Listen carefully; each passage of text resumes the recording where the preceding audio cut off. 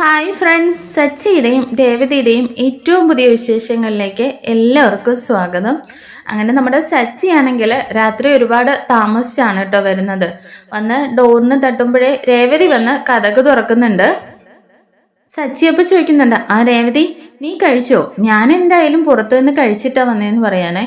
എന്നാൽ രേവതി അതിന് മറുപടിയായിട്ട് പറയുന്നത്, അതിന് ഞാൻ നിങ്ങൾക്ക് വേണ്ടിയിട്ട് ഒന്നും ഉണ്ടാക്കിയില്ലല്ലോ.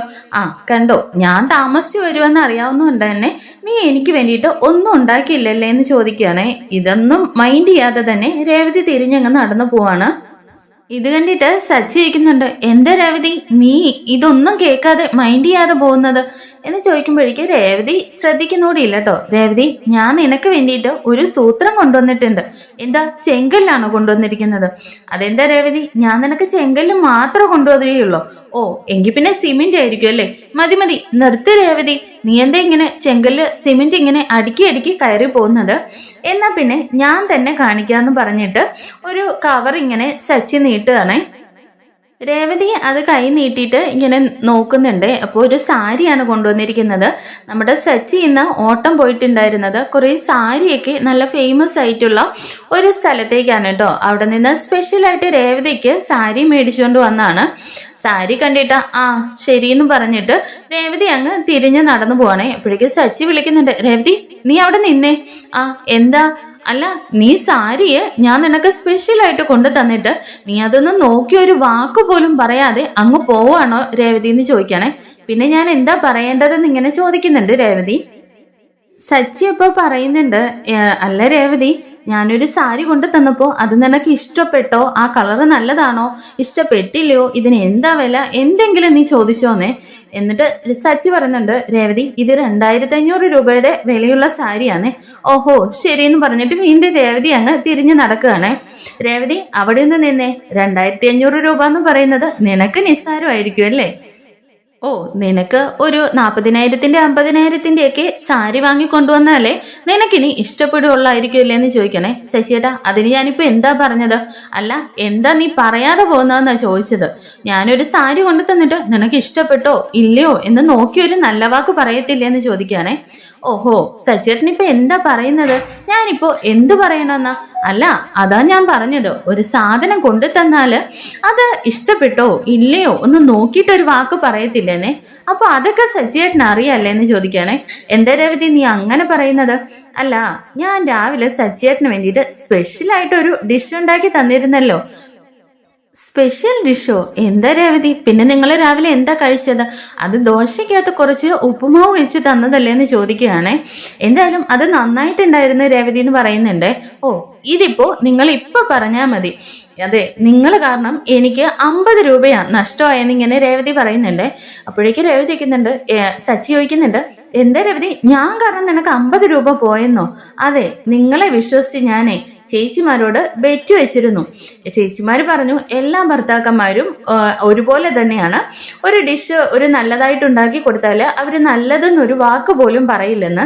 എന്നാൽ ഞാൻ സച്ചിയേട്ടനെ വിശ്വസിച്ചിട്ട് സച്ചിയേട്ടൻ അങ്ങനെ ഒന്നുമല്ല എന്നൊക്കെ പറഞ്ഞിട്ട് ഞാൻ ആ ചേച്ചിമാരോട് ബെറ്റ് വെച്ചു. ഇപ്പോഴേ ഞാൻ തോറ്റുപോയിട്ട് 50 രൂപ കൊടുത്തിട്ടാ ഞാൻ വന്നത് ഇരിക്കുന്നതെന്നൊക്കെ പറയുകയാണേ.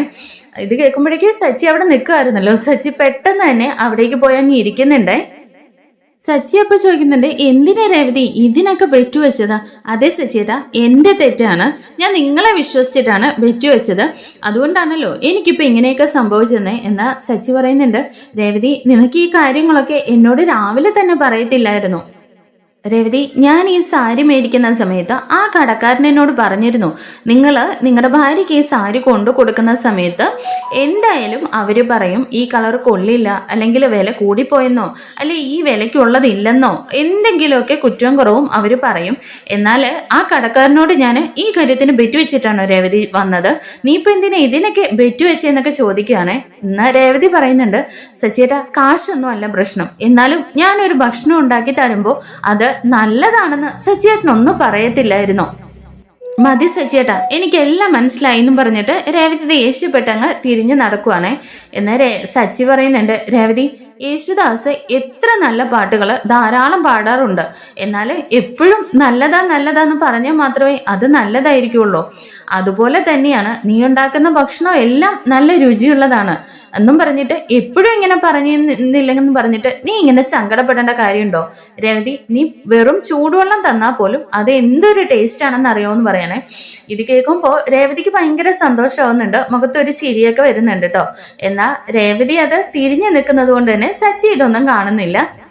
അതിനുശേഷമായിട്ട് സച്ചി ചോദിക്കുന്നുണ്ട്, രേവതി, ഇത്രയൊക്കെ പറഞ്ഞിട്ടും നിന്റെ ദേഷ്യം മാറിയില്ലേ? നിന്റെ ദേഷ്യം മാറാനായിട്ട് ഞാൻ ഇനി എന്താ ചെയ്യേണ്ടത്? സോറി ചോദിക്കണോ? എന്നാ ഒരു കാര്യം ചെയ്യും, സോറി ചോദിക്കുന്നതിന് പകരമായിട്ട് ഇന്ന് ഈ സാരി നീ പിടിച്ചോന്ന് പറഞ്ഞിട്ട് രേവതിയുടെ കയ്യിലേക്ക് ആ സാരി അങ്ങ് കൊണ്ട് കൊടുക്കുകയാണ് കേട്ടോ. അങ്ങനെ രേവതി ആ സാരി മേടിച്ചുകൊണ്ട് അങ്ങ് പോയിട്ട് അടുക്കളയിൽ പോയിട്ട് ഡോർ അങ്ങ് അടയ്ക്കുകയാണ്. ഈ സമയം സച്ചി ഓർക്കുന്നുണ്ട്, ഓ, രേവതിയുടെ പിണക്കം മാറ്റാനായിട്ട് ഇനി എന്താ ചെയ്യേണ്ടതെന്ന് ആലോചിച്ചുകൊണ്ടിരിക്കുകയാണേ.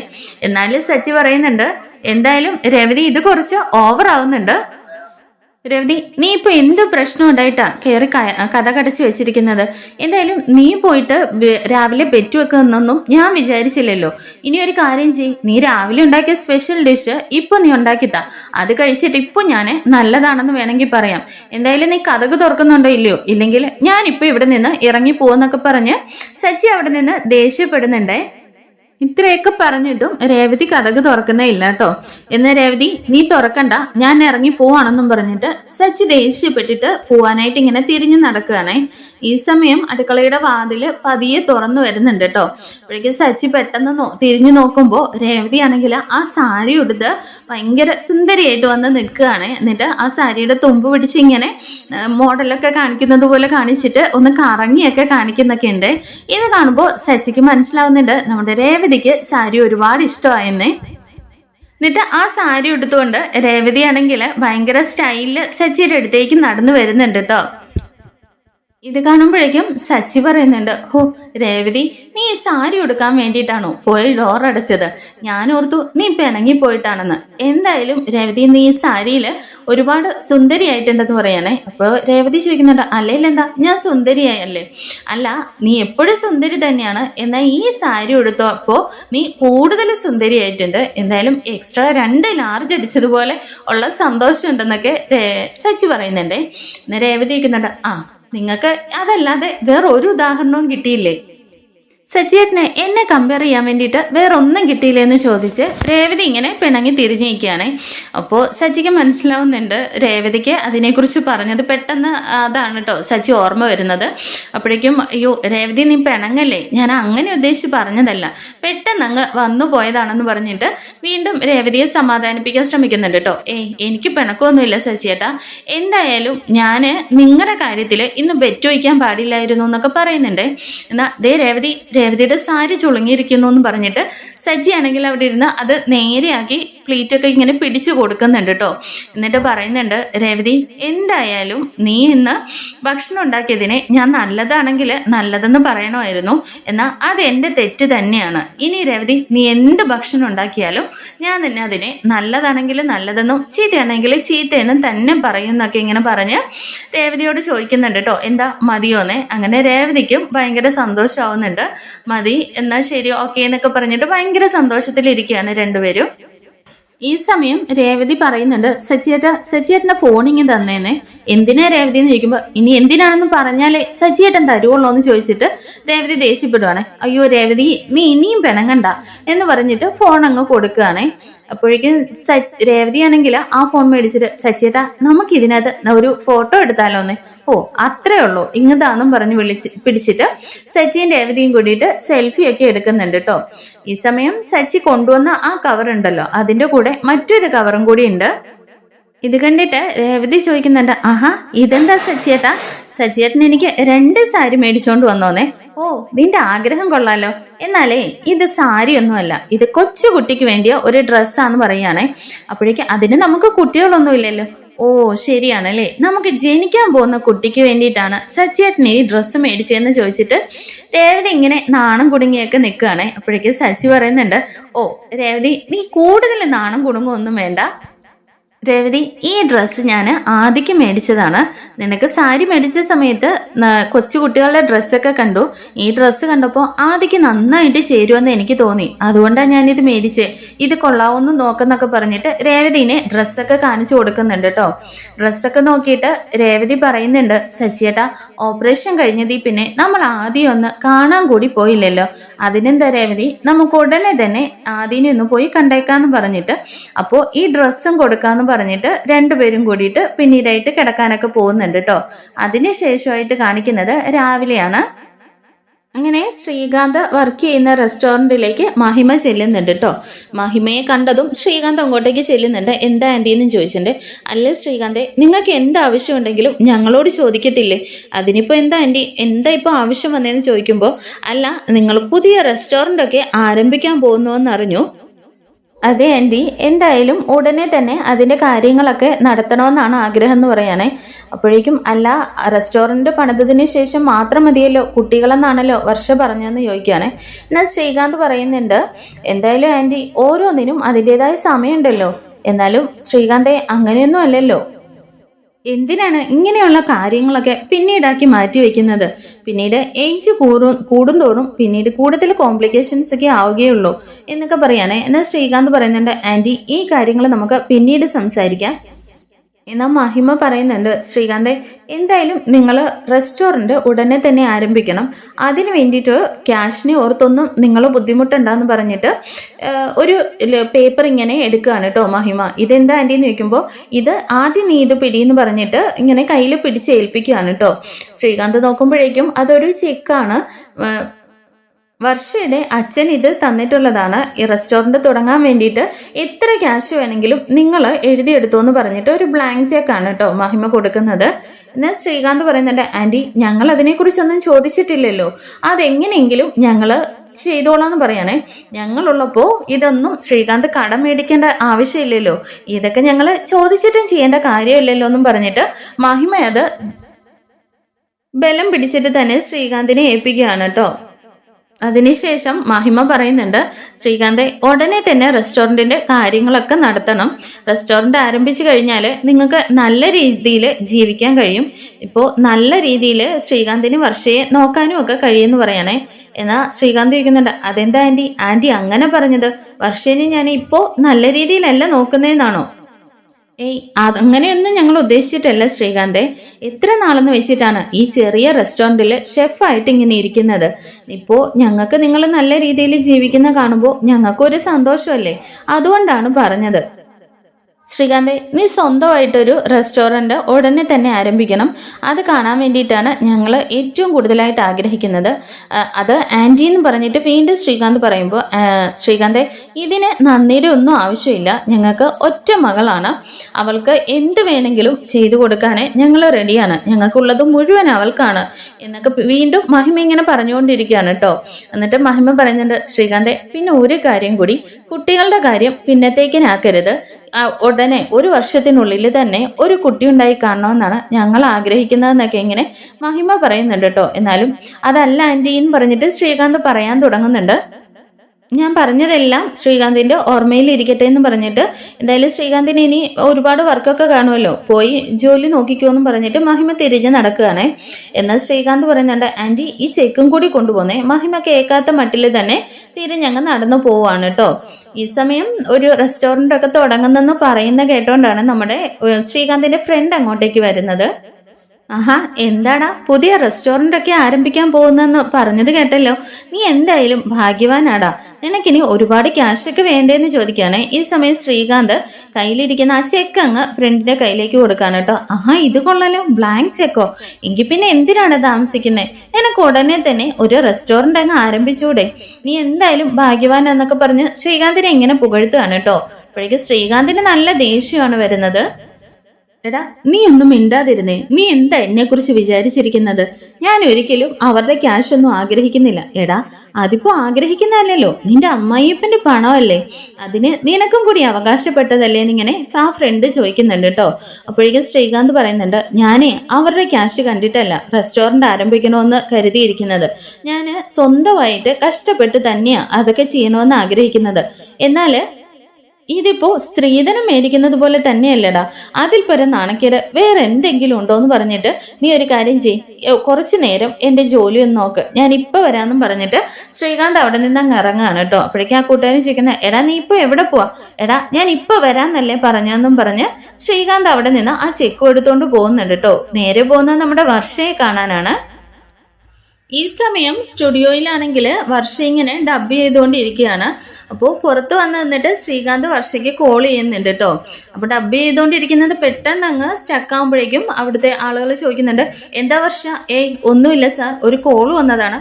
എങ്കിൽ ശരി, ആ കോൾ അറ്റൻഡ് ചെയ്തിട്ട് ബാക്കി കണ്ടിന്യൂ ചെയ്യാന്ന് പറയുമ്പോൾ വർഷ പറയുന്നുണ്ട്, ഇല്ല സാർ, എൻ്റെ ഹസ്ബൻഡാണ്, ഞാൻ പിന്നീട് വിളിച്ചോളാം എന്ന് പറഞ്ഞിട്ട് ഫോൺ അവിടെ മാറ്റി വെക്കുകയാണ് കേട്ടോ, കട്ട് ചെയ്തിട്ട്.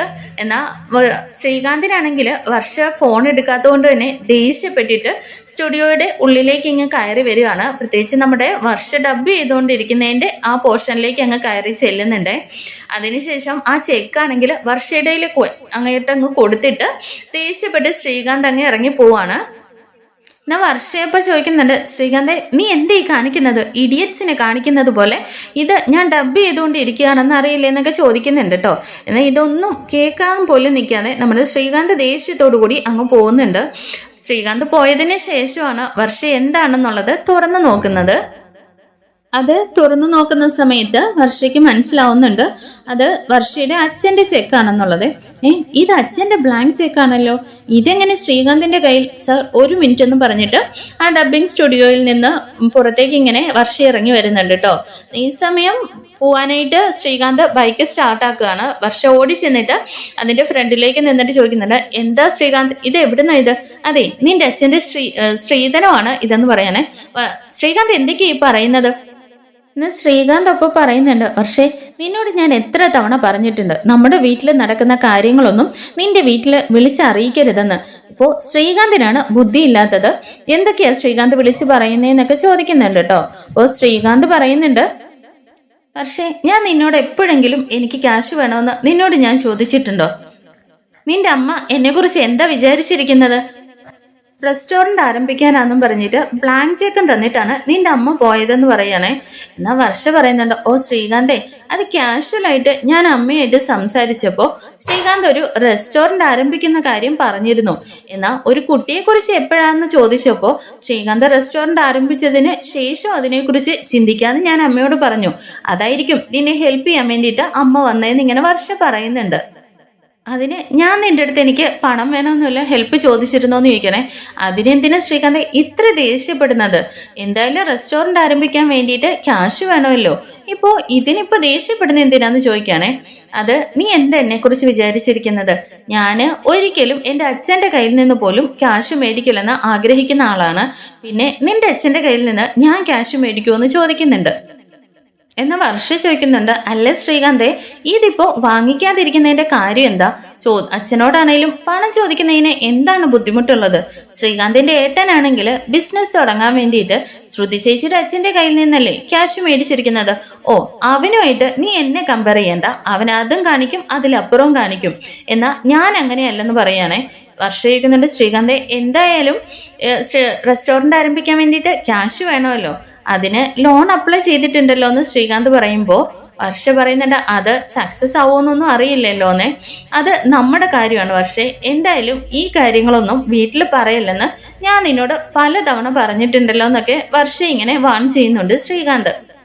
വീണ്ടും ശ്രീകാന്ത് പറയുന്നുണ്ട്, ദേ വർഷേ, നിന്റെ അമ്മ എന്താ വിചാരിച്ചിരിക്കുന്നത്? അവര് എനിക്ക് റെസ്റ്റോറൻറ്റ് പണിയാനായിട്ട് ക്യാഷ് ആണെന്നും പറഞ്ഞിട്ട്, അതും ഞാൻ ജോലി ചെയ്യുന്നിടത്ത് വന്ന് ബ്ലാങ്ക് ചെക്ക് തന്നിട്ട് അവര് മിണ്ടാതെ അങ്ങ് പോയിരിക്കുന്നു എന്നൊക്കെ പറഞ്ഞിട്ട് ദേഷ്യപ്പെടുകയാണേ.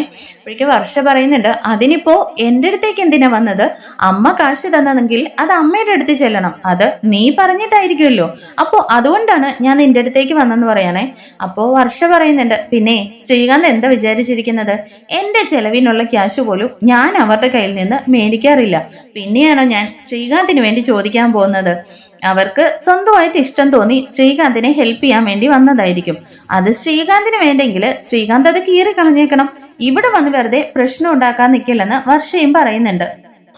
ശ്രീകാന്ത് ഈ സമയം ഒന്നും മിണ്ടുന്നില്ല കേട്ടോ, ബൈക്ക് സ്റ്റാർട്ട് ചെയ്യുന്നുണ്ട്. എന്ന വർഷ പറയുന്നുണ്ട്, ദേ ശ്രീകാന്തെ, ഇനി ഒരു തവണ കൂടിയിട്ട് ഞാൻ വർക്ക് ചെയ്യുന്ന സ്ഥലത്ത് വന്നിട്ട് ആവശ്യമില്ലാതെ പ്രശ്നങ്ങൾ ഉണ്ടാക്കല്ലെന്ന് പറഞ്ഞിട്ട് വർഷ അങ്ങ് ദേഷ്യപ്പെട്ട് അകത്തേക്ക് അങ്ങ് കയറി പോകുന്നുണ്ട് കേട്ടോ. പിന്നീടായിട്ട് കാണിക്കുന്നത് നമ്മുടെ ആദീനെയാണ്. അങ്ങനെ നമ്മുടെ ആദിയുടെ ബർത്ത്ഡേ ദിവസമാട്ടോ. ശ്രുതിയാണെങ്കിൽ ഒരു ഡ്രസ്സൊക്കെ മേടിക്കാൻ പോയതിനെ കുറിച്ച് നമ്മൾ കഴിഞ്ഞ ദിവസം അപ്ലോഡ് ചെയ്തിട്ടുണ്ടായിരുന്നേ. അപ്പോൾ ശ്രുതിയാണെങ്കിൽ ഡ്രസ്സൊക്കെ മേടിച്ചുകൊണ്ട് വരുമെന്നും പറഞ്ഞ് ആദ്യം ഇങ്ങനെ ബർത്ത്ഡേ ആയിട്ട് ഇങ്ങനെ ശ്രുതിയെ വെയിറ്റ് ചെയ്ത് പുറത്തിറങ്ങി നിൽക്കുകയാണേ. ഈ സമയം അമ്മമ്മ പോയിട്ട് ചോദിക്കുന്നുണ്ട്, എന്താ ആദി നീ നിന്റെ കൂട്ടുകാരെ വെയിറ്റ് ചെയ്ത് നിൽക്കുവാണോ? അല്ല അമ്മമ്മേ, എൻ്റെ അമ്മ ഇപ്പോൾ വരും, അമ്മ വന്നില്ലെങ്കിൽ ഇന്ന് എനിക്ക് ഒരു ബർത്ത്ഡേ ആഘോഷവും വേണ്ട എന്നൊക്കെ പറഞ്ഞ് ഭയങ്കരമായിട്ട് വാശി പിടിച്ചിങ്ങനെ നിൽക്കുകയാണ്. ഈ സമയം അമ്മമ്മയ്ക്കൊരു ടെൻഷൻ ഉണ്ട്, ശ്രുതിക്ക് വരാൻ പറ്റുമോ ഇല്ലയോ എന്നൊക്കെ ഓർത്തിട്ട്. എന്നാൽ വണ്ടി വന്ന് നിൽക്കുമ്പോൾ നമ്മുടെ ശ്രുതിയാണ് കേട്ടോ ആദിക്ക് ബർത്ത്ഡേ ആയിട്ട് ഉടുപ്പൊക്കെ വാങ്ങിയിട്ടാണ് ശ്രുതിയുടെ വരവ്. അങ്ങനെ ശ്രുതിയെ കാണുമ്പോൾ തന്നെ ആദിയാണെങ്കിൽ പെട്ടെന്ന് മതിലൊക്കെ ചാടി ഓടി അങ്ങോട്ടേക്ക് ചെല്ലുന്നുണ്ട്. അപ്പോൾ അമ്മമ്മ വിളിച്ച് പറയുന്നുണ്ട്, എടാ മോനെ ആദി നീ വീഴാതെ സൂക്ഷിച്ചു പോകുന്നൊക്കെ കേട്ടോ. അങ്ങനെ ശ്രുതിയെ ഓടിപ്പോയിട്ട് ആദി ഇങ്ങനെ കെട്ടിപ്പിടിക്കുന്നുണ്ട്. ഹാപ്പി ബർത്ത്ഡേ ആദി എന്നൊക്കെ പറഞ്ഞിട്ട് ശ്രുതി ഇങ്ങനെ വിഷൊക്കെ ചെയ്യുന്നുണ്ട്. എന്നാ വിമലാമ്മ അപ്പോൾ പറയുന്നുണ്ട്, ശ്രുതി നീ എന്തായാലും വരിയില്ലെന്നാ ഞാൻ കരുതിയെന്ന് പറയാണേ. അങ്ങനെ എൻ്റെ മകൻ്റെ ബർത്ത്ഡേക്ക് ഞാൻ വരാതിരിക്കും അമ്മയെന്ന് പറഞ്ഞിട്ട് പെട്ടെന്ന് തന്നെ 3 പേരും കൂടി ഭയങ്കര സന്തോഷത്തോടു കൂടിയിട്ട് അകത്തേക്ക് കയറി പോവാണ് കേട്ടോ. ആദ്യമാണെങ്കിൽ ഇങ്ങനെ ശ്രുതിനെ ഭയങ്കര സന്തോഷത്തിൽ വലിച്ചുകൊണ്ടാണ് പോകുന്നത്. എടാ ആദ്യം വിട്, ഞാൻ വരുമല്ലേ. അല്ല, ഞാനിന്ന് ഭയങ്കര സന്തോഷത്തിലാണമ്മേ. എൻ്റെ കൂട്ടുകാരെല്ലാം ഇന്ന് കേക്ക് കട്ട് ചെയ്യാൻ വരും. അപ്പോൾ എൻ്റെ കൂട്ടുകാരോടെല്ലാം ഞാൻ പറയും ഇത് എൻ്റെ അമ്മയാണെന്ന്, എൻ്റെ സ്വന്തം അമ്മയാണ്. എൻ്റെ ഒരു കൂട്ടുകാരനുണ്ടല്ലോ, അവനാണ് എന്നും കളിയാക്കും എനിക്ക് അമ്മയില്ല എന്നും പറഞ്ഞ് അവൻ്റെ മുമ്പിൽ എൻ്റെ അമ്മേനെ ഇന്ന് ഞാൻ കാണിച്ചു കൊടുക്കുമെന്നും പറഞ്ഞ് ആദ്യം ഭയങ്കര സന്തോഷത്തിലാണ് കേട്ടോ. ഇതൊക്കെ കേൾക്കുമ്പോൾ നമ്മുടെ ശ്രുതിക്ക് വല്ലാണ്ടൊരു മുഖമൊക്കെ വല്ലാണ്ടാവുന്നുണ്ട്. ഈ സമയം വിമലാമ്മ പറയുന്നുണ്ട്, ഇത് കല്യാണി ഇവനാണെങ്കിൽ ഇന്നലെ രാത്രി ഉറങ്ങിയിട്ട് കൂടിയില്ല, നിന്നെക്കുറിച്ച് മാത്രമാണ് സംസാരിച്ചുകൊണ്ടിരുന്നത്. ഇപ്പോൾ ദേൻ്റെ നീ വരുമെന്ന് കരുതിയിട്ട് രാവിലെ തൊട്ട് അവൻ ആ റോഡിൽ തന്നെ പോയി നിൽക്കുമായിരുന്നു. അവൻ ഒരുപാട് സന്തോഷത്തിലാണെന്നൊക്കെ പറയാണ് കേട്ടോ. എന്നാൽ ശ്രുതി ആദിയുടെ അടുത്തേക്ക് ചെന്നിട്ട് പറയുന്നുണ്ട്, മോനെ എന്തായാലും ഞാനാണ് നിന്റെ അമ്മയെന്നുള്ളത് ഇപ്പൊ നീ ആരോടും പറയല്ലെന്നേ. എന്നാൽ ഞാൻ 1 മണിക്കൂർ കഴിഞ്ഞിട്ട് പറഞ്ഞോട്ടെ എന്ന് ചോദിക്കാനേ. അല്ല, അമ്മ പറയുന്നിടം വരെ ആരോടും പറയില്ല, ഇല്ലെങ്കിൽ അമ്മയ്ക്ക് ഓരോ പ്രശ്നങ്ങളൊക്കെ ഉണ്ടാവും എന്നൊക്കെ പറയുന്നുണ്ട് കേട്ടോ. അപ്പോൾ ആദി ശരി അമ്മ പറഞ്ഞിട്ടേ പറയുള്ളൂ എന്ന് പറഞ്ഞ് സമ്മതിക്കുന്നുണ്ട്. അങ്ങനെ ശ്രുതിയാണെങ്കിൽ ഗുഡ് ബോയ് എന്നും പറഞ്ഞിട്ട് ആദിക്ക് ഉമ്മയൊക്കെ കൊടുത്തിട്ട് ആ ഡ്രസ്സ് എടുത്ത് കാണിക്കുന്നുണ്ട് കേട്ടോ. ആദി ഇതാ മോന് വേണ്ടിയിട്ട് അമ്മ കൊണ്ടുവന്ന ഡ്രസ്സ് ഇഷ്ടമായി എന്നൊക്കെ ചോദിക്കുന്നുണ്ട്. ആ അമ്മേ എനിക്ക് ഒരുപാട് ഇഷ്ടമായി, ഞാൻ പോയി ഇട്ടിട്ട് വരാമെന്നും പറഞ്ഞിട്ട് ആദി ആ ഡ്രസ്സും എടുത്തുകൊണ്ട് അകത്തേക്ക് കയറി പോകുന്നുണ്ട് കേട്ടോ. ആദി പോയി കഴിയുമ്പോഴേക്കും വിമലാമ്മ പറയുന്നുണ്ട്, കല്യാണി നീയാണ് അവൻ്റെ അമ്മയെന്ന് അറിഞ്ഞപ്പോൾ തൊട്ട് അവൻ ഒരുപാട് സന്തോഷത്തിലാണ്. അതി പിന്നെ നിന്നെക്കുറിച്ച് മാത്രമാണ് അവൻ്റെ സംസാരം എന്നൊക്കെ പറയുന്നുണ്ട്. കല്യാണി അവൻ ഇപ്പോഴും സംസാരിക്കുന്നത് അവൻ വളർന്ന് വലുതാവുമ്പോൾ എൻ്റെ അമ്മയ്ക്ക് അത് മേടിച്ചു കൊടുക്കും ഇത് മേടിച്ചു കൊടുക്കും എന്നൊക്കെയാണെന്ന് പറയുകയാണേ. എങ്കിലും എന്ന് പറഞ്ഞിട്ട് ഇങ്ങനെ വിമലാമ്മ ഇങ്ങനെ ബുദ്ധിമുട്ടി നിൽക്കുമ്പോൾ ശ്രുതി ചോദിക്കുന്നുണ്ട്, എന്താ അമ്മേ? അതെ, എന്തായാലും അവൻ വളർന്നുകൊണ്ടിരിക്കുകയാണ്, ഇന്നല്ലെങ്കിൽ നാളെ അവൻ അറിയേണ്ട കാര്യമല്ലേ. എന്തെന്ന് ചോദിക്കുമ്പോൾ അല്ല നീ മറ്റൊരു വിവാഹം കഴിച്ച കാര്യം അവനോട് പറയണ്ടേന്ന് ചോദിക്കുകയാണേ. ഇത് കേട്ടിട്ട് ശ്രുതി പറയുന്നുണ്ട്, അമ്മ ഇപ്പോൾ തൽക്കാലം അതിനെക്കുറിച്ച് ഒന്നും ആലോചിക്കണ്ട, അമ്മയൊന്നും പറയാനും നിൽക്കണ്ട, അതൊക്കെ ഞാൻ സമയമാകുമ്പോൾ പറഞ്ഞ് മനസ്സിലാക്കിക്കോളാമെന്നും പറഞ്ഞിട്ട് ശ്രുതി ഇങ്ങനെ ദേഷ്യപ്പെടുന്നുണ്ട് കേട്ടോ. അപ്പോഴേക്ക് വിമലാമ്മ പറയുന്നുണ്ട്, എങ്കിലും കല്യാണി എന്തായാലും എത്ര നാളെന്ന് വെച്ചിട്ടാ ഇങ്ങനെ മുമ്പോട്ട് പോകുന്നത്, എന്നാ നീ നിന്റെ വീട്ടിൽ ഇവനെ കുറിച്ചിട്ടുള്ള കാര്യങ്ങളൊക്കെ പറയുന്നതെന്ന് ചോദിക്കുകയാണേ. അപ്പോഴേക്ക് ശ്രുതിക്ക് നല്ല ദേഷ്യം വന്നിട്ട് ചോദിക്കുന്നുണ്ട്, അമ്മയ്ക്ക് എപ്പോൾ വന്നാലും ഇത് മാത്രമേ പറയാനുള്ളൂ, ഞാൻ ഇപ്പം തന്നെ എത്രമാത്രം പ്രശ്നങ്ങളിലാണ് ഉള്ളതെന്ന് അമ്മയ്ക്കറിയാവോ. ഇപ്പോൾ ഇങ്ങോട്ടേക്ക് വരാൻ വേണ്ടി തന്നെ ശ്രുതിയോട് എത്ര കള്ളത്തരങ്ങൾ പറഞ്ഞിട്ടാണ് ഇങ്ങോട്ടേക്ക് വന്നത്, എന്നിട്ടിപ്പോൾ അമ്മയും കൂടിയിട്ട് ഇങ്ങനെയൊക്കെ പറയുകയാണോ എന്ന് ചോദിക്കുകയാണേ. അപ്പോൾ വിമലാമ്മ ചോദിക്കുന്നുണ്ട്, എത്ര നാളെന്ന് വെച്ചിട്ട് ആ കല്യാണി ഇങ്ങനെ കള്ളത്തരങ്ങൾ മാത്രം പറഞ്ഞുകൊണ്ട് നടക്കുന്നത്, അതിനെക്കുറിച്ചൊന്നും അമ്മ എന്തായാലും ഇപ്പം ചിന്തിക്കണ്ട, എപ്പം എന്ത് പറയണമെന്ന് ഞാൻ സമയമാകുമ്പോൾ പറയാമെന്ന് പറഞ്ഞിട്ട് ശ്രുതി ഇങ്ങനെ ദേഷ്യപ്പെടുകയാണ്. എന്നാലും എന്തായാലും ശ്രുതി കല്യാണി നീ എന്ത് പറഞ്ഞിട്ടാ ഞാൻ പറഞ്ഞതിനെക്കുറിച്ച് നീ ഒന്ന് ചിന്തിച്ച് നോക്കെന്ന് പറയുകയാണേ. അപ്പോഴേക്ക് ശ്രുതിക്ക് നല്ല ദേഷ്യം വന്നിട്ട് ചോദിക്കുന്നുണ്ട്, അമ്മേ ഞാനിപ്പോൾ ഇവിടെ നിൽക്കണോ പോകണോന്നേ. അപ്പോഴേക്കും വിമലാമ്മ അങ്ങ് മിണ്ടാതെ ഇരിക്കുകയാണേ. അതിനുശേഷം വിമലാമ്മ പറയുന്നുണ്ട്, ദേ കല്യാണി ഞാൻ ഇനി ഇതിനെക്കുറിച്ച് ഒന്നും പറയുന്നില്ല, എന്തായാലും ഒരു കാര്യം പറഞ്ഞേക്കാം, ഈ കള്ളത്തരങ്ങളൊന്നും ഒരുപാട് കാലം മറച്ചു വയ്ക്കാൻ കഴിയില്ല. എന്നാലും ഈ സത്യങ്ങൾ അറിയേണ്ടവരെല്ലാം അറിയേണ്ടതാണെന്നും പറഞ്ഞിട്ട് ശരി നീ ഇരിക്കെ ഞാൻ കഴിക്കാൻ എന്തെങ്കിലും എടുക്കാമെന്നും പറഞ്ഞ് വിമലാമ്മയാണെങ്കിൽ ഉള്ളിലേക്ക് അങ്ങ് കയറി പോവാണേ. ഈ സമയം ആ റൂമിൽ ഇങ്ങനെ ഹാപ്പി ബർത്ത്ഡേ എന്നൊക്കെ എഴുതിയിട്ട് ഡെക്കറേറ്റ് ചെയ്തൊക്കെ ഇങ്ങനെ ശ്രുതി നോക്കുകയാണ് കേട്ടോ. അങ്ങനെ ആദ്യമാണെങ്കിൽ ഡ്രസ്സൊക്കെ ചേഞ്ച് ചെയ്തിട്ട് അമ്മേ ഞാൻ തനിയെ ഇട്ടതാ എങ്ങനെയുണ്ടെന്നൊക്കെ ചോദിക്കുന്നുണ്ട്. ആ സൂപ്പർ ആയിട്ടുണ്ടെന്നൊക്കെ പറഞ്ഞിട്ട് അപ്പോൾ വിമലാമ്മ അകത്തേക്ക് വരുമ്പോഴേക്കും കേക്ക് വന്നോന്ന് ചോദിക്കുകയാണേ. ആ കേക്ക് വന്നോന്ന് വിമലാമ്മ പറയുന്നുണ്ട്. അപ്പോഴേക്കും ആദ്യം ചോദിക്കുന്നുണ്ട് അമ്മേ ചോക്ലേറ്റ് ആണോ? ഏയ് അല്ലടാ അത് കേക്കാണെന്ന് വിമലാമ്മ പറയുമ്പോൾ ആദ്യം പറയാണ് അയ്യോ അമ്മമ്മയ്ക്ക് ഒന്നും അറിയില്ല, അതെ ചോക്ലേറ്റ് ഫ്ലേവർ ആണോ എന്നാ ചോദിച്ചേനെ. ആ എനിക്ക് അതിനെക്കുറിച്ചൊന്നും അറിയില്ല, നിന്റെ അമ്മ പറഞ്ഞ് ഏൽപ്പിച്ചത് അവര് ഇവിടെ കൊണ്ടുവന്ന് തന്നിട്ടുണ്ട്, അത് ഞാൻ വാങ്ങി വെച്ചു എന്ന് പറയാണേ. ഈ സമയം നമ്മുടെ ആദിയുടെ ഫ്രണ്ട്സും അവരുടെ അമ്മമാരും ഒക്കെ അങ്ങോട്ടേക്ക് വരുന്നുണ്ട്. വന്നവരെല്ലാം തന്നെ വിമലാമ്മയുടെ വീടിന് പരിസരത്തുള്ളവരാണല്ലോ. അതുകൊണ്ട് തന്നെ ശ്രുതിയോട് വന്നിട്ട് കല്യാണി എന്തൊക്കെയുണ്ട് വിശേഷങ്ങൾ, നിന്നെ ഇപ്പോൾ ഇങ്ങോട്ടേക്ക് കാണാറേ ഇല്ലല്ലോ എന്നൊക്കെ ചോദിക്കുന്നുണ്ട്. അപ്പോൾ ശ്രുതി പറയുന്നുണ്ട് ജോലി തിരക്കുകൾ കൊണ്ടാന്നൊക്കെ. എന്നാൽ അവർ പറയുന്നുണ്ട് ഇവിടെ അമ്മയും ആദ്യം തനിയല്ലേ, അപ്പോൾ അവരുടെ കൂടെ നിന്നൂടെ എന്നൊക്കെ ചോദിക്കുന്നുണ്ട് കേട്ടോ. അപ്പോഴേക്ക് വിമലാമ്മ പറയുന്നുണ്ട് കല്യാണിക്കാണെങ്കിൽ അവിടെയാണ് ജോലി, ഞങ്ങൾക്കാണെങ്കിൽ ഈ നാട് വിട്ട് പോകാനും കഴിയില്ല എന്നൊക്കെ പറയുന്നുണ്ട് കേട്ടോ. അങ്ങനെ ആദ്യം ഫ്രണ്ട്സും കൂടിയിട്ട് മാറിപ്പോയിരുന്ന് സംസാരിക്കുകയാണ്. ആദ്യയുടെ ഫ്രണ്ട്സ് ചോദിക്കുന്നുണ്ട് എടാ നിനക്ക് ആരെ ഈ ഉടുപ്പ് മേടിച്ചു തന്നേനെ? അപ്പോൾ എൻ്റെ അമ്മയാണെന്ന് പറഞ്ഞിട്ട് പെട്ടെന്ന് ശ്രുതിയെ നോക്കുന്നുണ്ട് കേട്ടോ. ശ്രുതി ഇങ്ങനെ കണ്ണുകൊണ്ട് കാണിക്കുമ്പോൾ ആദ്യം പറയുന്നുണ്ട് എൻ്റെ ആൻറ്റി മേടിച്ചു തന്നതാണെന്നേ.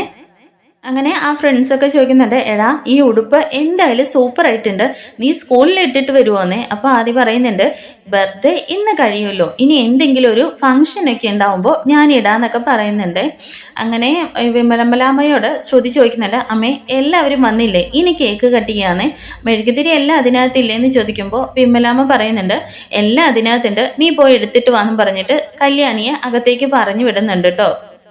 അങ്ങനെ ശ്രുതിയാണെങ്കിൽ കേക്ക് കൊണ്ടുവന്ന് മെഴുകുതിരിയെല്ലാം ഇങ്ങനെ സെറ്റ് ചെയ്ത് വെച്ചിട്ട് അയ്യോ കത്തി എടുത്തില്ലല്ലോ എന്ന് പറഞ്ഞിട്ട് അകത്തേക്ക് കയറി പോകുമ്പോൾ വിമലാമ്മ പറയുന്നുണ്ട് നീ ആ ചോക്ലേറ്റും കൂടി എടുത്തിട്ട് വന്നേ. അങ്ങനെ അതെല്ലാം എടുക്കാനായിട്ട് ശ്രുതി അകത്തേക്ക് ഇങ്ങനെ കയറി പോകുന്ന സമയത്താണ് നമ്മുടെ വിമലാമ്മയുടെ വീടിൻ്റെ മുറ്റത്ത് കാറ് വന്ന് നിൽക്കുന്നത് കേട്ടോ. അത് മറ്റാരുമല്ല നമ്മുടെ സച്ചിൻ രേവതിയാണ്. നമ്മുടെ ആദിക്ക് ഒരു ഉടുപ്പ് മേടിച്ചിരുന്നല്ലോ, അതുകൊണ്ട് കൊടുക്കാൻ വേണ്ടി വന്നാണ്. അങ്ങനെ അവർ വന്ന് മുറ്റത്ത് നിൽക്കുമ്പോഴേ രേവതി പറയുന്നുണ്ട് സച്ചിയേട്ടാ ഉള്ളിൽ നിറച്ച് ആളുണ്ടല്ലോ, ഇവിടെ എന്തോ ഫംഗ്ഷൻ ആണെന്ന് തോന്നുന്നു എന്നൊക്കെ രണ്ടുപേരും കൂടി പരസ്പരം പറയുന്നുണ്ട്. അങ്ങനെ രേവതി പറയുന്നുണ്ട് സച്ചിയേട്ടാ ഇതേ ബലൂണൊക്കെ തൂക്കിയിട്ടുണ്ട്, ഇവിടെ എന്തോ ഒരു ഫംഗ്ഷൻ നടക്കുവാന്നും പറഞ്ഞ് രണ്ടുപേരും കൂടിയിട്ട് കയറി ഉള്ളിലേക്ക് ഇങ്ങനെ വരുന്നുണ്ട് കേട്ടോ. ഈ സമയം ആദ്യയുടെ ഫ്രണ്ട്സും കൂടിയിട്ട് അവിടെ നിന്ന് ഇങ്ങനെ കളിച്ചുകൊണ്ടിരിക്കുകയാണല്ലോ. ആദ്യം ഇങ്ങനെ രേവതിനെയും സച്ചിയും കൂടി കാണുമ്പോൾ പെട്ടെന്ന് തന്നെ ഇങ്ങനെ ഷോക്ക് ആവുന്നുണ്ട്. സച്ചി പെട്ടെന്ന് പോയിട്ട് എടാ ആദി നിനക്ക് സുഖമില്ലേന്ന് ചോദിച്ചിട്ട് ആദിനെ പോയി അങ്ങ് എടുക്കുകയാണ് കേട്ടോ. ഈ കാഴ്ച നമ്മുടെ വിമലാമ്മ കണ്ടിട്ട് പെട്ടെന്ന് അങ്ങ് സ്റ്റക്കായി നിൽക്കുകയാണ്. കത്തി എടുത്തുകൊണ്ട് വന്നിങ്ങനെ ശ്രുതി ചോദിക്കുന്നുണ്ട് എന്താ അമ്മ എന്താ ഇങ്ങനെ നിൽക്കുന്നേനെ. അങ്ങനെ വിമലാമ്മ നോക്കുന്നിടത്തേക്ക് ശ്രുതി നോക്കുമ്പോഴേക്കും ശ്രുതി ആകെ ഷോക്കായി പോവാണ് കേട്ടോ. കാരണം സച്ചിൻ രേവതിയാണ് വന്ന് ആദ്യം എടുത്തുകൊണ്ട് ഇങ്ങനെ നിൽക്കുന്നത്.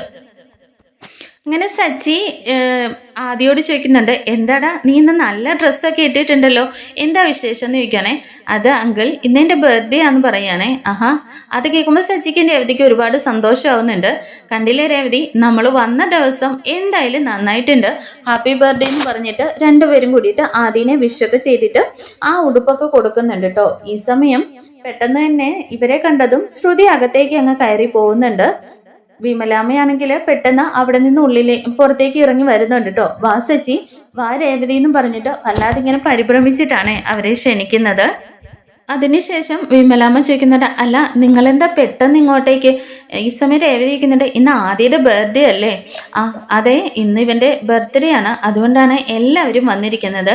പിന്നെ നിങ്ങളെ വിളിക്കണമെന്ന് വിചാരിച്ചതാണ്, ജോലി തിരക്ക് വല്ലതും ആണെങ്കിൽ ബുദ്ധിമുട്ടിക്കണ്ടല്ലോ എന്ന് കരുതിയിട്ടാ പറയാഞ്ഞേന്ന് ഇങ്ങനെ വിമലാമ്മ പറയുന്നുണ്ട്.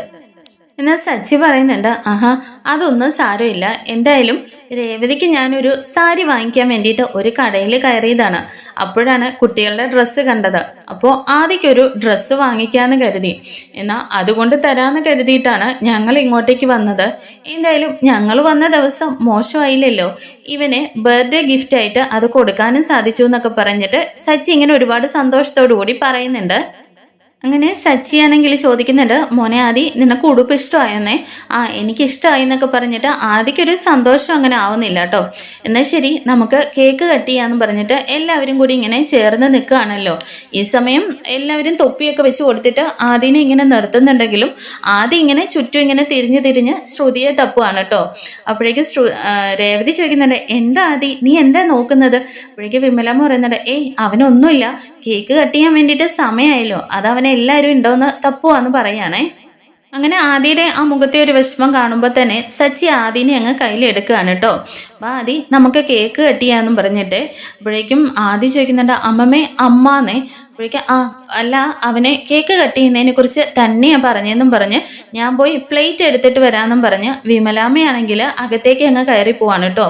അവിടെ നമ്മുടെ ശ്രുതി ഉണ്ടല്ലോ, ശ്രുതിയുടെ അടുത്ത് എന്നിട്ട് വിമലാമ്മ ചോദിക്കുന്നുണ്ട്, കല്യാണി ഞാൻ ഇനി എന്താ ചെയ്യാ? ഇനി അമ്മ തന്നെ എല്ലാം അങ്ങ് ചെയ്തോന്ന് പറഞ്ഞിട്ട് ഭയങ്കര ദേഷ്യത്തിൽ ശ്രുതി അവിടെ നിൽക്കുകയാണേ. അങ്ങനെ പ്ലേറ്റും എടുത്തുകൊണ്ട് വിമലാമ്മയാണെങ്കിൽ എല്ലാവരുടെയും അടുത്തേക്ക് ഇങ്ങനെ വരുന്നുണ്ട്. വിമലാമ്മ അവിടെ വന്നതിന് ശേഷം എല്ലാവരെയും വിളിക്കുന്നുണ്ട് കേട്ടോ. എന്നാൽ എല്ലാവരും കേക്ക് കട്ട് ചെയ്യാന്നും പറഞ്ഞിട്ട്. എന്നാൽ ആദ്യം ഭയങ്കര വിഷമത്തോടു കൂടി ഇങ്ങനെ നിൽക്കുകയാണല്ലോ. അമ്മ അല്ലല്ല ആൻറ്റി എന്നൊക്കെ പറഞ്ഞിട്ട് ഇങ്ങനെ ഭയങ്കര വിഷമത്തിൽ നിൽക്കുകയാണ്. അപ്പോഴേക്കും സച്ചി വയ്ക്കുന്നുണ്ട്, എന്താ നിന്റെ മുഖം വല്ലാണ്ടിരിക്കുന്ന? അമ്മ ആൻറ്റി എന്നൊക്കെ ഇങ്ങനെ വല്ലാണ്ട് വിഷമത്തിൽ ഇങ്ങനെ പറഞ്ഞുകൊണ്ട് ആദ്യം ഇങ്ങനെ നിൽക്കുകയാണേ. അത് കാണുമ്പോഴേക്കും സച്ചിക്ക് വല്ലാണ്ട് അങ്ങ് വിഷമമാവുന്നുണ്ട്. അമ്മ ഒന്ന് പുറത്തേക്ക് വരുമോ എന്ന് ചോദിച്ചിട്ട് വിമലാമ്മയെ പുറത്തേക്ക് അങ്ങ് വിളിക്കുന്നുണ്ട് സച്ചി.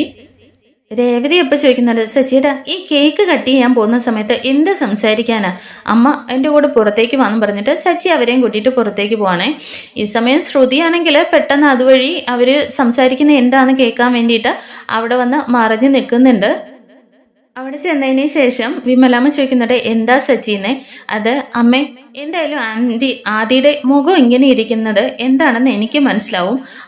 അവൻ്റെ അമ്മേനെ പോലെ കരുതുന്നത് അവൻ്റെ ആൻറ്റീനെയാണല്ലോ. അപ്പോൾ ഇന്നൊരു ദിവസമെങ്കിലും നിങ്ങളുടെ മകൾക്ക് ഇങ്ങോട്ടേക്ക് വരത്തില്ലായിരുന്നോ എന്ന് ചോദിക്കണേ.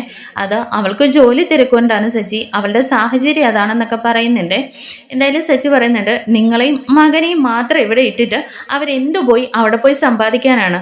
ഇപ്പോഴെങ്കിലും ഇങ്ങോട്ടേക്കൊന്നും വരില്ലേ എന്നൊക്കെ ചോദിക്കുമ്പോൾ വിമലാമ്മ ഇങ്ങനെ ശ്രുതിയെ ന്യായീകരിക്കാനൊക്കെ ശ്രമിക്കുന്നുണ്ട് കേട്ടോ. എന്നാൽ സച്ചി പറയുന്നുണ്ട്, അമ്മ ഈ കാര്യങ്ങളൊക്കെ എനിക്ക് മനസ്സിലാവുന്ന കാര്യമാണ്. ഇപ്പോൾ എന്ത് അവസ്ഥയാണെന്ന് നിങ്ങൾ ഈ ന്യായീകരിക്കുന്നത്? ഒരു കാര്യം നിങ്ങളുടെ മോളെ ഫോൺ ചെയ്തിങ്ങതാ ഞാൻ സംസാരിക്കാമെന്ന് പറയുകയാണേ. അയ്യോ ഇല്ലില്ല അവളിപ്പോൾ ജോലി തിരക്കിലായിരിക്കും എന്ന് പറയുന്നുണ്ട്. അപ്പോഴേക്കും വീണ്ടും സച്ചി പറയുന്നുണ്ട്, ദേ അമ്മേ എന്തായാലും ഇങ്ങനെയൊന്നും പോയാൽ ശരിയാവില്ല. നിങ്ങളല്ലാതെ മറ്റാരെങ്കിലും നിങ്ങളുടെ മോക്ക് ഇതിനെക്കുറിച്ചൊന്ന് പറഞ്ഞ് മനസ്സിലാക്കി കൊടുത്താലേ അവർക്ക് കാര്യം മനസ്സിലാവുള്ളൂ. നിങ്ങളും ഈ ആദിയും ഇവിടെ തനിയല്ലേ. അപ്പോൾ അന്ന് ആദിക്ക് ആക്സിഡൻ്റ് ആയപ്പോൾ പോലും അവർ വന്നില്ല. ഇനിയിപ്പോൾ എപ്പോഴാണ് അവർ വരുന്നതെന്നൊക്കെ ചോദിച്ചിട്ട് സച്ചി ഇങ്ങനെ ദേഷ്യപ്പെടുകയാണേ. അപ്പോഴേക്കും വിമലാമ്മ പറയുന്നുണ്ട്, അല്ല നിങ്ങൾ അത് ഓർത്ത് വിഷമിക്കണ്ട, ഞാൻ സംസാരിച്ചോളാം എന്നൊക്കെ പറയുന്നുണ്ട് കേട്ടോ. എന്നാൽ രേവതി പറയുന്നുണ്ട്, ദേ ആൻറ്റി ഒരു കാര്യം ചെയ്യും, സച്ചിയേട്ടൻ ദേഷ്യപ്പെട്ടിട്ട് എന്തെങ്കിലുമൊക്കെ സംസാരിക്കും, ഞാൻ സമാധാനമായിട്ട് അവരോട് കാര്യങ്ങളൊക്കെ പറഞ്ഞു മനസ്സിലാക്കിക്കോളാം. ആൻറ്റി ഫോൺ ചെയ്ത് എൻ്റെ ഇതാന്ന് പറയുകയാണേ. എന്നാലും വിമലാമ്മ പെട്ടെന്ന് തന്നെ അതിനകത്തുനിന്ന് ഒഴിഞ്ഞു മാറാനായിട്ട് പല എക്സ്ക്യൂസുകളും പറയുന്നുണ്ട്. വേണ്ട ഞാൻ അവളോട് സംസാരിച്ചോളാം, എന്തായാലും നിങ്ങൾ വാ. അതേ ആദ്യം വെയിറ്റ് ചെയ്തിരിക്കുകയല്ലേ, സമയം ഇത്രയായില്ലേ, നമുക്ക് കേക്ക് കട്ട് ചെയ്യാമെന്നും പറഞ്ഞിട്ട് അവരെയും കൂട്ടിയിട്ട് വിമലാമ്മ അവിടെ നിന്ന് പോകാനായിട്ട് നോക്കുന്നുണ്ട് കേട്ടോ. എന്നാൽ സച്ചി പറയുന്നുണ്ട്, ആൻറ്റി നിങ്ങൾ പറയുന്നത് പോലെയല്ല, അവൻ്റെ മുഖം കണ്ടോ, ഈ പ്രായത്തിൽ എന്തോരം വിഷമങ്ങൾ ഉള്ളിൽ ഒളിപ്പിച്ചിട്ടാണ് അവൻ നിൽക്കുന്നത്. ആ കാര്യങ്ങളൊക്കെ എനിക്ക് മനസ്സിലാവുമെന്ന് പറയാനേ. വീണ്ടും രേവതി പറയുന്നുണ്ട്, ആൻറ്റി എന്തായാലും ആൻറ്റി ഫോൺ ചെയ്ത് എൻ്റെ ഞാൻ അവളോട് പക്വതയായിട്ട് കാര്യങ്ങൾ പറഞ്ഞ് മനസ്സിലാക്കി കൊടുത്തോളാം എന്നൊക്കെ പറയുന്നുണ്ട്. അങ്ങനെ സച്ചിയുടെയും രേവതിയുടെയും നിർബന്ധത്തിന് വഴങ്ങിയിട്ട് അവരോട് ഒന്നും എന്തൊക്കെ പറഞ്ഞിട്ടും സമ്മതിക്കുന്നില്ലല്ലോ. അങ്ങനെ ലാസ്റ്റ് വിമലാമ്മ പറയുന്നുണ്ട്, ഇല്ല അവൾ ഇനി ഇങ്ങോട്ടേക്ക് വരില്ല എന്ന് പറയാണ്. ഇതേക്കുമ്പോൾ സച്ചിയും രേവതിയും പെട്ടെന്ന് തന്നെ അങ്ങ് ഷോക്കായി പോവാണ്. അതെന്താ അവൾ അങ്ങനെ വരില്ലെന്ന് പറഞ്ഞത്? സ്വന്തം അമ്മയും ചേട്ടൻ്റെ മകനെയും കാണാൻ വരത്തില്ലെന്ന് ചോദിക്കുകയാണേ. അപ്പോഴേക്കും വീണ്ടും വിമലാമ്മ ഇങ്ങനെ തപ്പി ഇങ്ങനെ പറയാൻ ശ്രമിക്കുന്നുണ്ടെങ്കിലും വിമലാമ്മ പറയുന്നുണ്ട്, സച്ചി, നിങ്ങൾ കരുതുന്നത് പോലെ ഇത് എൻ്റെ മകൻ്റെ കൊച്ചല്ല, എൻ്റെ മകളുടെ കൊച്ച് തന്നെയാണെന്ന് പറയാം കേട്ടോ. ഇത് കേൾക്കുമ്പോഴേക്ക് രേവതിയും സച്ചി അങ്ങ് ഷോക്കായി പോവാണ്. എന്താ ആൻറ്റി നിങ്ങൾ പറയുന്നത്? അതെ, എന്തായാലും എൻ്റെ മകളുടെ മകൻ തന്നെയാണ് ആദി. അവളിപ്പോൾ എന്നോട് പറഞ്ഞിരിക്കുന്നത് ഒരിക്കലും അമ്മയാണെന്ന് പറയാതെ ആൻറ്റിയാണെന്ന് തന്നെ പറഞ്ഞ് വളർത്താനാണെന്ന്. ഇത് കേൾക്കുമ്പോൾ രേവതിക്ക് അങ്ങ് ദേഷ്യം വരുന്നുണ്ട്. എന്തൊക്കെയാ ആൻറ്റി നിങ്ങൾ പറയുന്നത്? സ്വന്തം മകനെ ആൻറ്റിയാണെന്ന് പറഞ്ഞ് വളർത്താനോ? എന്ത് ക്രൂരതയാണ് ഈ പ്രായത്തിൽ അവനോട് കാണിക്കുന്നതെന്നൊക്കെ ചോദിക്കുന്നുണ്ട്. അപ്പോഴേക്ക് വിമലാമ്മ പറയുന്നുണ്ട്, രേവതി എല്ലാം എൻ്റെ തെറ്റ് തന്നെയാണ്. എൻ്റെ മകൾ കല്യാണിയുടെ മകനാണ് ആദി. അത് എങ്ങനെയാണ് സംഭവിച്ചതെന്ന് വെച്ചാൽ എൻ്റെ തെറ്റുകൊണ്ടാണെന്നൊക്കെ പറയുകയാണേ. അപ്പോഴേക്കും കാരണം ശ്രുതിയുടെ മകനാണ് ആദി എന്നുള്ളത് വിമല അമ്മയോട് പറഞ്ഞു കഴിഞ്ഞു. ശ്രുതിയുടെ പേരല്ല, കല്യാണി എന്നുള്ള പേരിലാണല്ലോ ഇപ്പോൾ ഇവർ അറിയപ്പെടുന്നത്. അത് കേൾക്കുമ്പോഴേക്കും രേവതിയൊക്കെ ഇങ്ങനെ പെട്ടെന്ന് നോക്കുമ്പോഴേക്കും വിമലാമ്മ പറയുന്നുണ്ട്, അതേ രേവതി, എൻ്റെ ഭർത്താവ് പെട്ടെന്ന് തന്നെ ഉണ്ടായ ഒരു മരണമാണ് സംഭവിച്ചത്. ആ സമയത്ത് ഞങ്ങൾക്ക് ഒരുപാട് കടങ്ങളുണ്ടായിരുന്നു. എൻ്റെ മകൾക്ക് 19 വയസ്സേ ആയിട്ടുണ്ടായിരുന്നുള്ളൂ. ആ കടങ്ങളെല്ലാം വീട്ടിക്കോളാന്നും പറഞ്ഞിട്ട് എൻ്റെ മകളെ വിവാഹം ആലോചിച്ചിട്ട് ഒരു വലിയ സമ്പത്തുള്ള ഒരു കുടുംബത്തിൽ നിന്ന് ആലോചന വന്നു. അപ്പോൾ ഞാൻ അതിനെക്കുറിച്ച് മറ്റൊന്നും ചിന്തിക്കാതെ തന്നെ ആ വിവാഹത്തിന് സമ്മതിക്കുകയായിരുന്നു. അയാൾക്ക് നല്ല പ്രായം ഉണ്ടായിരുന്നു എന്ന് പറയുകയാണേ. അങ്ങനെ അവർക്ക് ജനിച്ച കുട്ടിയാണ് ഈ ആദി എന്ന് പറയുകയാണേ. എന്നാൽ രേവതി ചോദിക്കുന്നുണ്ട്, അപ്പോൾ ആദിയുടെ അച്ഛനോ? അതാണ്, ആദി ജനിച്ച് കുറച്ച് നാളുകൾക്ക് ശേഷം തന്നെ അയാൾ സുഖമില്ലാതെ മരിച്ചുപോയി എന്ന് പറയുക കേട്ടോ. ഇതെല്ലാം കേട്ടുകൊണ്ടാണ് നമ്മുടെ ശ്രുതി അപ്പുറത്ത് നിൽക്കുന്നത്. അമ്മേനെ ഇങ്ങനെ അടിച്ച് കൊല്ലാനുള്ള ദേഷ്യത്തിൽ നിൽക്കുകയാണ് കേട്ടോ. സച്ചിയോടും രേവതിയോടും അമ്മ സത്യങ്ങളൊക്കെ തുറന്നു പറയുന്നല്ലോ. തൻ്റെ എല്ലാ കള്ളത്തരങ്ങളും ഇപ്പം തന്നെ പൊളിയുമോ എന്നുള്ള ഭയങ്കര പേടിയോടും ടെൻഷനോടും കൂടിയിട്ട് ശ്രുതി അപ്പുറത്ത് നിൽപ്പുണ്ട്. അങ്ങനെയാണ് വിമലാമ്മ സത്യങ്ങളൊക്കെ ഇവരോട് തുറന്നു പറഞ്ഞുകൊണ്ടിരിക്കുന്നത്. അടുത്ത എന്താണ് സംഭവിക്കാൻ പോകുന്നതെന്ന് നമുക്ക് അടുത്ത എപ്പിസോഡിൽ കാണും വരയ്ക്കും. Thank you for watching. നമ്മുടെ ചാനൽ ഇഷ്ടമായ ഒന്ന് ലൈക്ക് ചെയ്തും ഹൈപ്പ് ചെയ്തും സബ്സ്ക്രൈബ് ചെയ്തും കൂടിയിട്ട് സപ്പോർട്ട് ചെയ്യണേ. Thank you.